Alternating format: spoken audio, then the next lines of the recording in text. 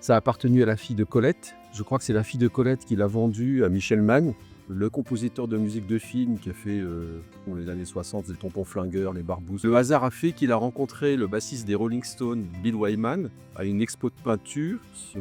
Et dans la conversation, il lui dit Ah, on enregistre en ce moment dans la France. Ah, ben moi j'ai un studio aussi en France, dans un grenier, dans un château. Bill Wyman, donc le bassiste des Stones, se dit Ah bon, c'est original, faudrait que je passe voir. Et à sa grande surprise, quelques mois après, coup de sonnette, c'est Bill Wyman en disant Alors, tu montes ton château, etc.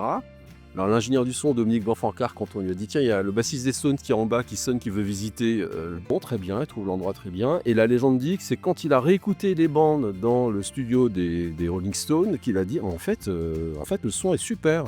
Il s'en était pas trop rendu compte ici, puisque les régies d'époque, les systèmes d'écoute n'étaient pas très performants. Et c'est quand il a réécouté la bande d'ailleurs qu'il a dit ah mais le son est vachement bien, c'est un des meilleurs sons que j'ai eu de studio. Et il en a parlé autour de lui. Et là, c'est là où, voilà, Wyman a été l'ambassadeur du château. Il en a parlé à T-Rex, il en a parlé à Visconti.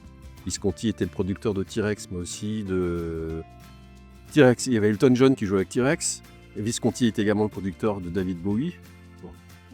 Tout ça, ça fait un départ instantanément. On a régulièrement ce qu'on appelle des RT sessions, qui sont des tournages qui ressemblent un peu à des captations live, mais dans un studio, avec une qualité studio d'enregistrement, mais c'est joué de façon live, sans un re-enregistrement par-dessus, et choses comme ça. Et on a eu Gregory Porter, Métronomie, Asaf Avidan, Sting, Shaggy, Melody Gardot, Sparks et Texas.